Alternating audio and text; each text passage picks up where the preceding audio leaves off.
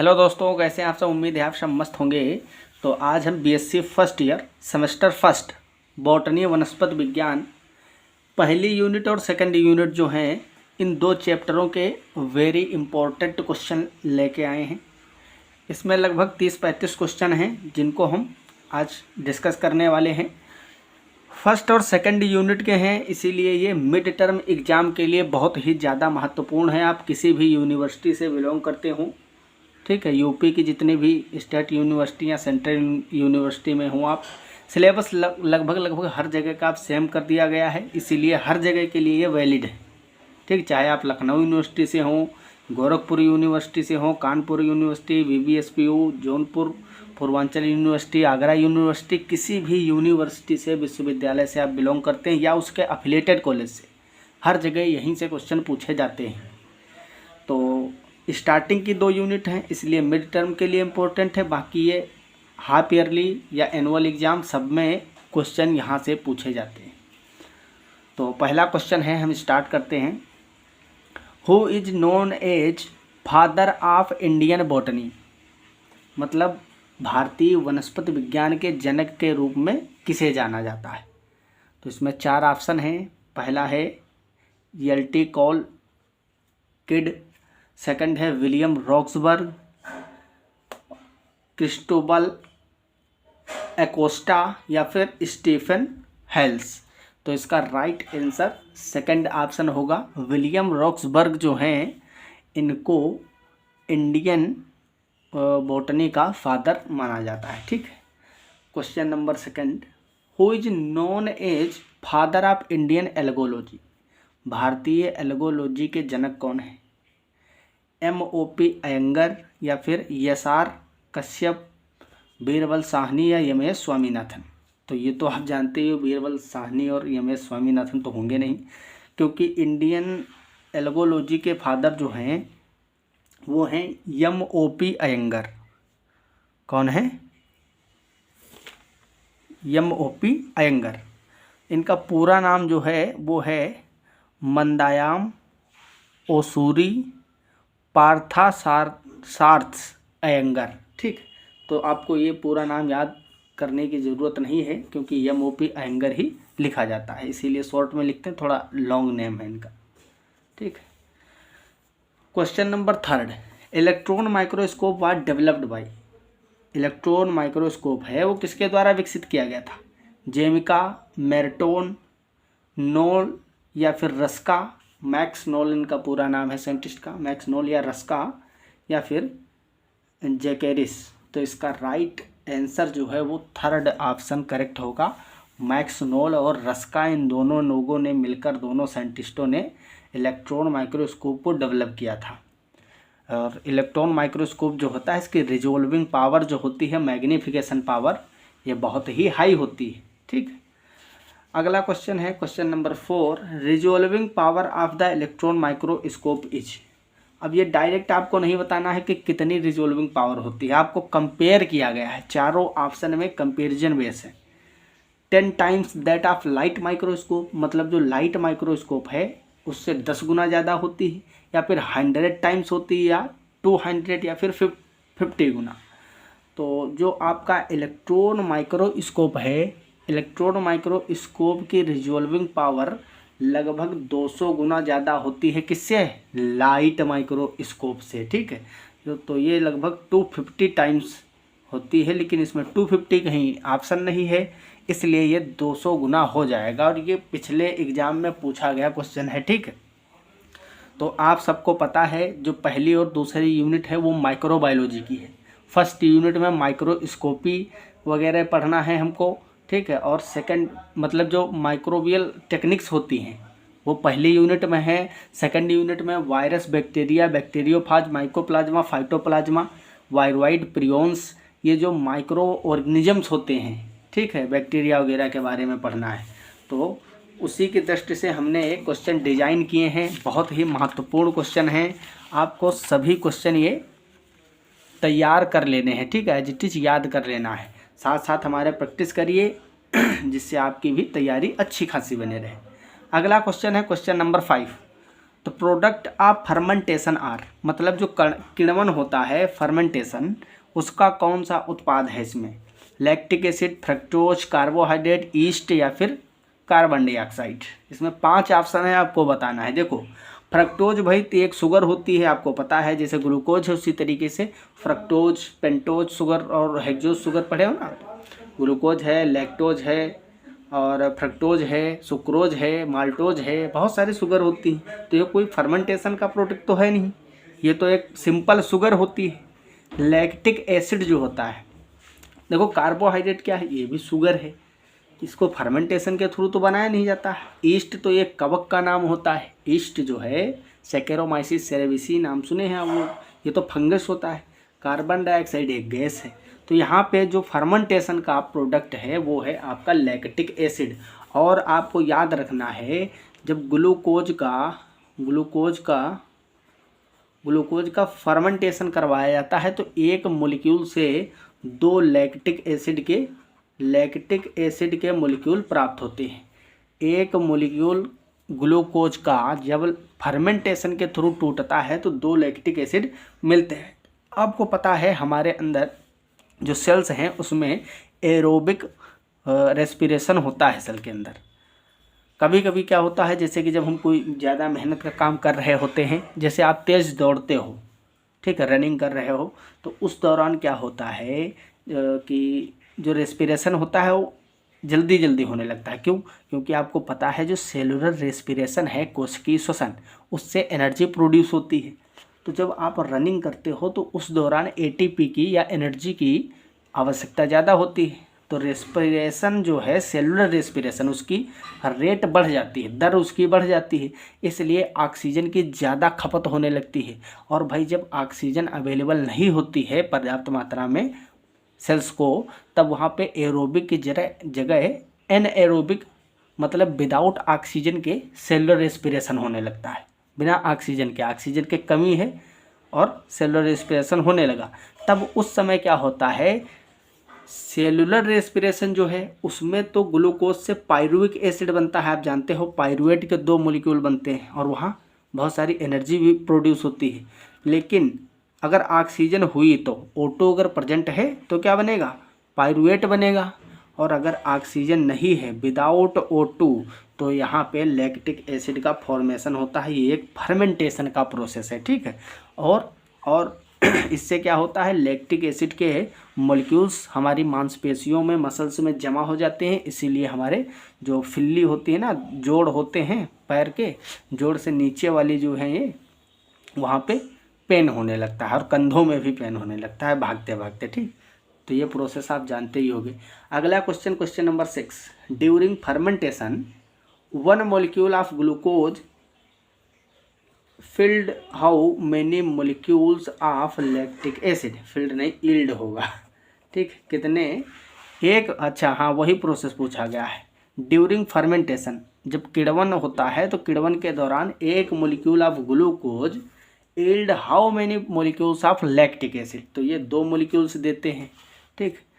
अगला क्वेश्चन है question number 7, bacteria was first discovered by, bacteria की खोज किसने की थी, सर्वप्रथम किसने किया था, रॉबर्ट कोच ने या फिर एवी मतलब Antonie van Leeuwenhoek, N Zinder, ND Zinder या फिर रॉबर्ट हुक। तो इसका फर्स्ट आंसर, सेकंड आंसर होगा, ये तो सब लोग जानते ही होंगे, बैक्टीरिया को एंटोनी वॉन लीवेनहॉक ने सर्वप्रथम डिस्कवर किया था।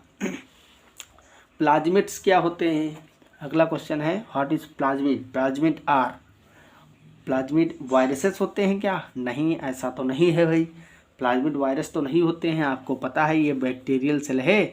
बैक्टीरिया जो होता है, बैक्टीरिया सेल के अंदर इस तरीके से double standard circular extra chromosomal DNA present होता है, जिसको हम प्लाज्मिड्स बोलते हैं। क्योंकि बैक्टीरिया का जो जेनेटिक मटेरियल है वो तो यहाँ है, तो इसको बोलते हैं एक्स्ट्रा क्रोमोसोमल, क्योंकि क्रोमोसोम बैक्टीरिया के ये हैं। इसके अलावा भी आपको पता है कि बॉडी में हम लोगों की जो प्रोकैरियोटिक नहीं यूकैरियोटिक सेल्स हैं, यूकैरियोटिक सेल्स में भी क्रोमोसोम पे डीएनए होता है, लेकिन बैक्टीरिया में क्रोमोसोम में तो डीएनए है ही, इसके अलावा एक्स्ट्रा क्रोमोसोमल भी होता है, जिसको हम क्या बोलते हैं, प्लाज्मिड बोलते हैं। क्या बोलते हैं, प्लाज्मिड। तो वही पूछा गया है। तो प्लाज्मिड्स क्या वायरस होते हैं? नहीं, plasmids are a type of cyanobacteria. बिल्कुल नहीं भाई, एक प्रकार के साइनोबैक्टीरिया थोड़ी ना है, ये तो साइनोबैक्टीरिया के अंदर पाया जाने वाला डीएनए है। Plasmids are essential bacterial genetic elements, ये भी बात गलत है, क्योंकि एसेंशियल जेनेटिक जो एलिमेंट है वो तो ये है क्रोमोसोम, एक्स्ट्रा क्रोमोसोमल एलिमेंट होता है। यस, अब हमको मिला हमारा राइट आंसर। ठीक, तो plasmids are extra chromosomal element which is present in inside the bacterial cell. अगला क्वेश्चन है question number 9। One of the following character is plant character. मतलब ये 4 कैरेक्टर लिखे हुए हैं, निम्न में से जीवाणु लक्षणों में से कौन सा एक पौधे का भी लक्षण है? हेटेरोट्रोफिक न्यूट्रिशन, अरे भाई बिल्कुल नहीं हो सकता, ये कैसे होगा? ये 4 बैक्टीरिया के लक्षण लिखे हैं, इनमें से एक ऐसा लक्षण आपको चुनना है जो पादपों का भी हो, प्लांटों का भी लक्षण हो। तो हेटेरोट्रोफिक न्यूट्रिशन तो होगा नहीं, क्योंकि प्लांट जितने भी हैं सब ऑटोट्रोफिक हैं, स्वपोषी होते हैं, खुद से ही भोजन बनाते हैं, उनमें क्लोरोफिल प्रेजेंट है। प्लांट तो इस चीज़ में बिल्कुल यूनिक ही हैं, तो ये तो सही नहीं है। फिर है प्रोकैरियोटिक ऑर्गेनाइजेशन, ये भी गलत हो गया।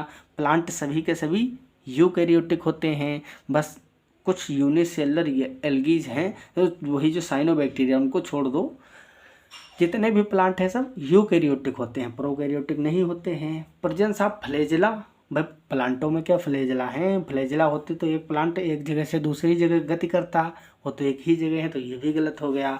तो राइट भाई लास्ट वाला तो अपने आप सही हो जाएगा।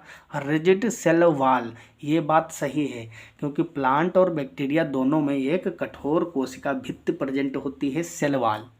वो बात अलग है कि बैक्टीरिया में पेप्टाइडोग्लाइकेन की बनी होती है और प्लांटों में सेलुलोज की, लेकिन प्रेजेंट तो दोनों में होती है। तो ये लक्षण तो हुआ ना कि बैक्टीरिया में भी प्रेजेंट होते हैं ये सेल वॉल, और आपके जो प्लांट सेल हैं उनमें भी प्रेजेंट होते हैं।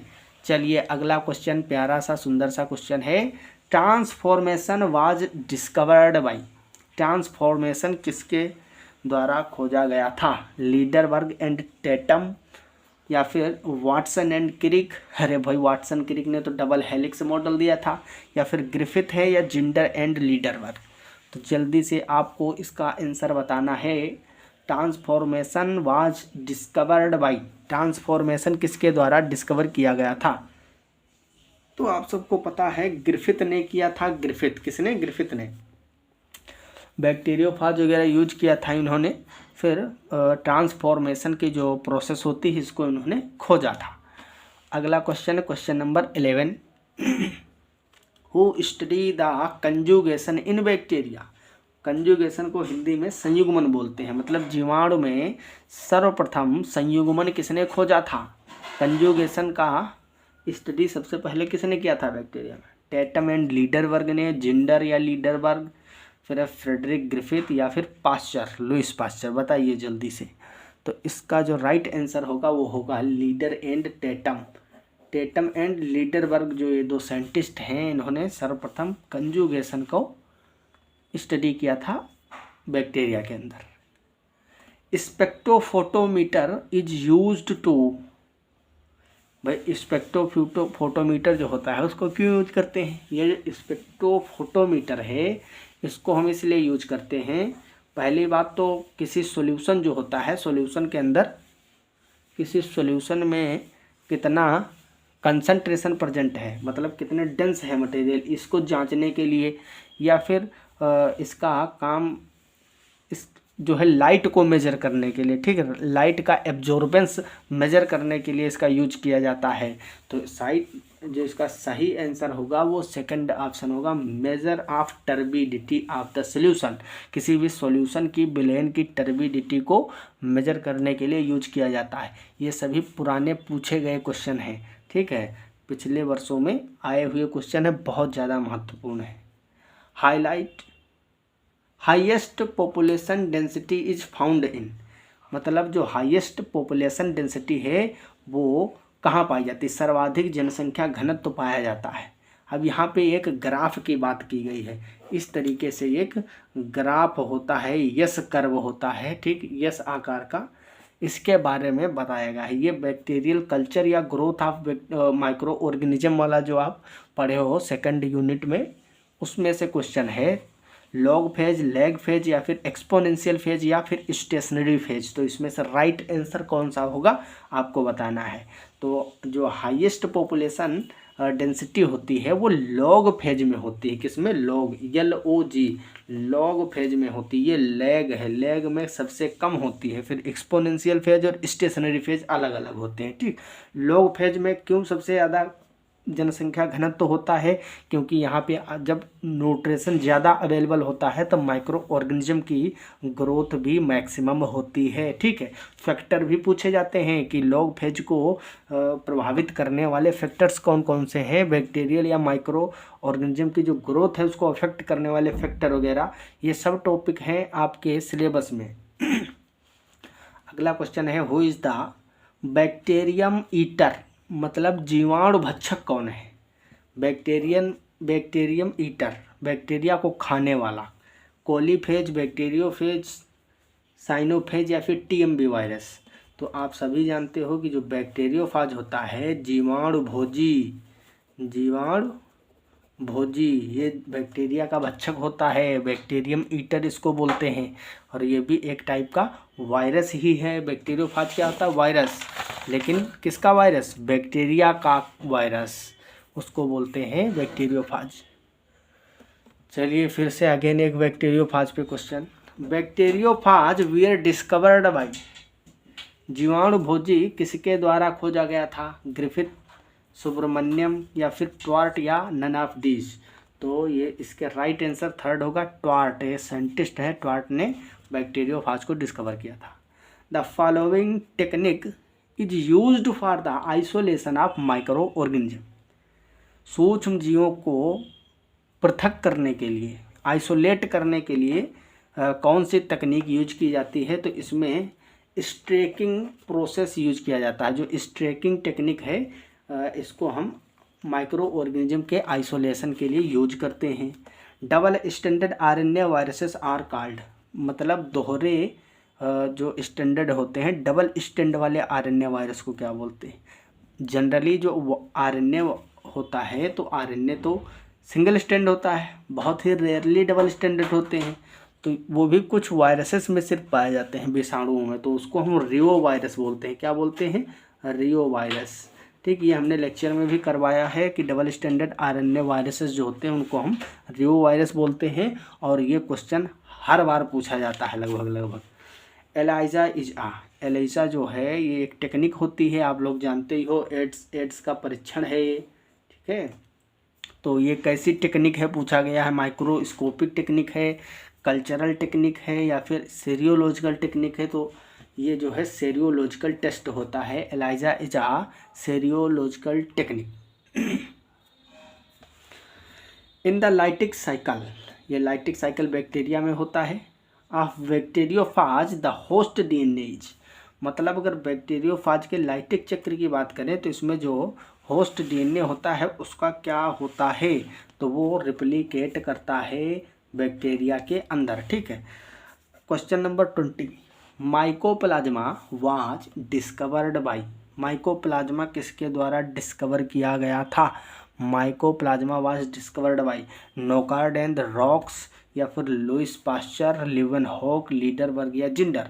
तो इसको सर्वप्रथम किसने डिस्कवर किया था? माइकोप्लाज्मा, ठीक है। बहुत ही माइक्रोस्कोपिक प्रोकैरियोटिक ऑर्गेनिज्म होते हैं, विदाउट सेल मेम्ब्रेन, सेल वो कोशिका भित्ति जो होती है सेल वॉल नहीं पाई जाती है, और विदाउट ऑक्सीजन ये जीते हैं, ठीक है। ऑक्सीजन अगर नहीं भी होगी फिर भी माइकोप्लाज्मा को कोई इफेक्ट नहीं पड़ता है। तो इसको नोकार्ड एंड रॉक्स ने इसको डिस्कवर किया था। Question number 21, who is responsible for pleuropneumonia in cattles? Cattle मतलब जो मवेशी होते हैं, जैसे गाय भैंस वगैरह हैं, उनमें फुफ्फुस न्यूमोनिया के लिए कौन सा जिम्मेदार होता है?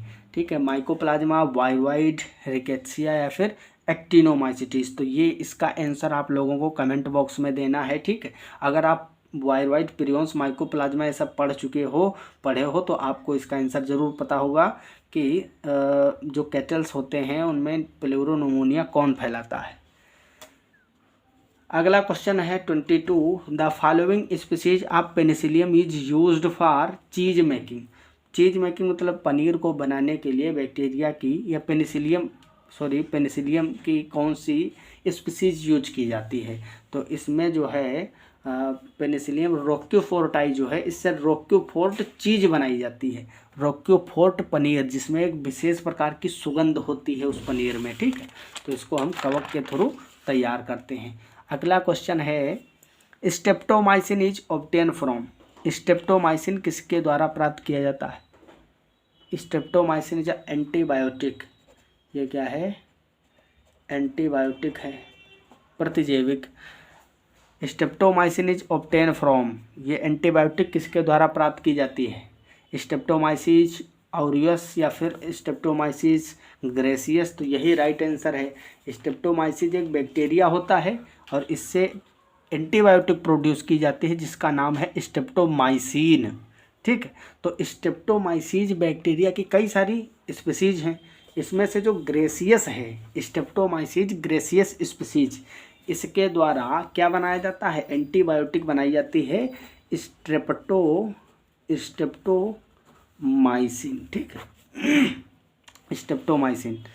अगला क्वेश्चन है, माइकोप्लाज्मा सेल्स पजेस। जो माइकोप्लाज्मा होते हैं उनमें डीएनए आरएनए में से क्या होता है। तो उनके अंदर डीएनए पाया जाता है। क्या पाया जाता है, डीएनए पाया जाता है। और ये प्रोकैरियोटिक सेल हैं, ये भी आप याद रखोगे, ठीक है। Question number 25, bacteria having a tuft of flagella at one end are called. मतलब ये बैक्टीरिया है, इसके एक एंड पे कई सारे फ्लैजेला इस तरीके से प्रेजेंट हैं एक ही गुच्छे में, तो उसको बोलते हैं लोफोट्राइकस। क्या बोलते हैं, लोफोट्राइकस। इस अरेंजमेंट में भी पूछा जाता है। मोनोट्राइकस का मतलब अगर बैक्टीरिया में सिर्फ एक फ्लैजेला इस तरीके से प्रेजेंट है तो मोनोट्राइकस बोलते हैं। एम्फीट्राइकस मतलब एक उधर एक इधर ऐसे प्रेजेंट हो। और पेरीट्राइकस का मतलब अगर बैक्टीरिया के चारों ओर इस तरीके से बराबर प्रेजेंट है फ्लैजेला तो उसको पेरीट्राइकस बोलते हैं। लोफोट्राइकस मैंने बता ही दिया, एक ही एंड पे कई सारे टफ्ट ऑफ फ्लैजेला यहाँ पे निकलता है, मतलब एक बंच में लगे रहते हैं, क्लस्टर में निकलते हैं, उसको लोफोट्राइकस बोलते हैं। Question number 26, who of the following is called joker of the plant kingdom. ये भी इम्पोर्टेंट क्वेश्चन है कि प्लांट किंगडम का जोकर किसको कहा जाता है। तो ये जो है माइकोप्लाज्मा को बोला जाता है। Who of the following is called joker of the plant kingdom. तो वो राइट होगा आपका mycoplasma. Question number 27, bacteria lack. Bacteria में नहीं पाया जाता है। क्या नहीं पाया जाता है, cytoplasm, cell membrane, endoplasmic reticulum या फिर डीएनए। तो एंडोप्लाज्मिक रेटिकुलम नहीं पाया जाएगा बैक्टीरिया में। क्यों, क्योंकि ये सिर्फ यूकैरियोटिक सेल्स में मिलता है। भाई साइटोप्लाज्म तो बैक्टीरिया सेल में होता ही है, हर सेल्स में होता है, सेल मेम्ब्रेन भी होगी, डीएनए भी होगा, लेकिन एंडोप्लाज्मिक रेटिकुलम जो है ये सब यूकैरियोटिक सेल्स में मिलते हैं, ना कि बैक्टीरिया में। बैक्टीरिया तो प्रोकैरियोट्स है।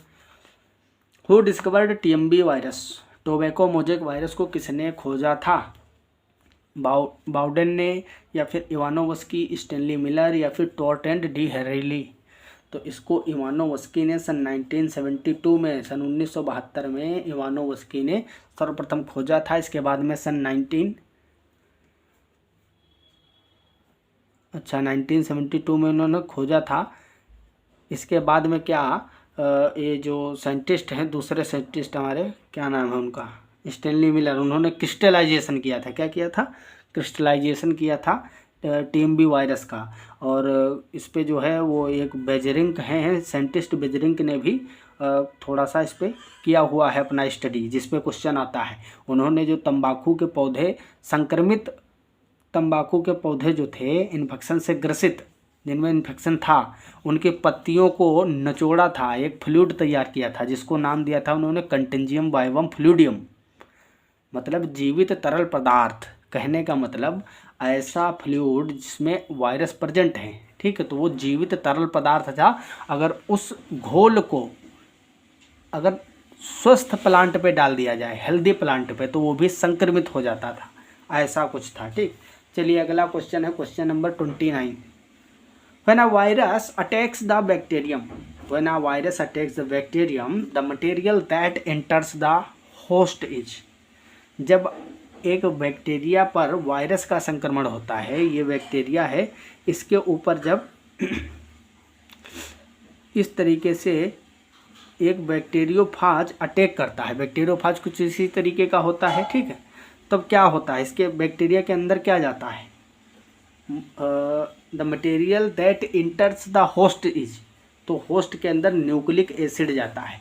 ये जो वायरस है, वायरस ये बैक्टीरिया के अंदर क्या करेगा, अपना न्यूक्लिक एसिड डाल देता है, और जो न्यूक्लिक एसिड बैक्टीरिया के अंदर रेप्लिकेट करेगा और फिर ट्रांसलेशन वगैरह होगा, जिससे कि वायरस के जेनेटिक मटेरियल से प्रोटीन बनेगा, और वो प्रोटीन बैक्टीरिया के अंदर इन्फेक्शन कोज करेगा। ठीक, इस तरीके से प्रोसेस होता है। तो फिर बैक्टीरिया की डेथ हो जाती है, क्योंकि बैक्टीरियोफाज का काम ही यही है, बैक्टीरिया को मारना। अगला क्वेश्चन और लास्ट क्वेश्चन है question number 30। The main symptom caused by a mycoplasma disease in plant is, the main symptom caused by a mycoplasma disease in plant. तो प्लांटों में लिटिल लीफ आप सुने होंगे, लिटिल लीफ ऑफ ब्रिंजल, ठीक है, आपने सुना होगा एक रोग little leaf of brinjal, little leaf of brinjal. बैंगन के पौधे जो होते हैं उनमें पत्तियों का छोटा होना, लघुपर्ण रोग होता है बैंगन का लघुपर्ण रोग, ये माइकोप्लाज्मा के द्वारा होता है। तो ये मेन सिम्पटम है प्लांटों में डिजीज का। ठीक है, अगर माइकोप्लाज्मा के थ्रू डिजीज हुआ तो उसकी पत्तियां छोटी होने लगती हैं प्लांटों की। ठीक, तो आई होप आपको सभी क्वेश्चंस मस्त समझ में आए होंगे। ऐसे ही क्वेश्चन आपके एग्जाम में पूछे जाएंगे, बहुत सारे क्वेश्चन हो सकता है इन्हीं में से उठ के आ जाएं, तो आप लोग इन सबको तैयार करके रखना। इसका PDF नोट्स आपको टेलीग्राम चैनल पर मिल जाएगा, डिस्क्रिप्शन वीडियो के लिंक जो है वीडियो के डिस्क्रिप्शन में मिलेगा।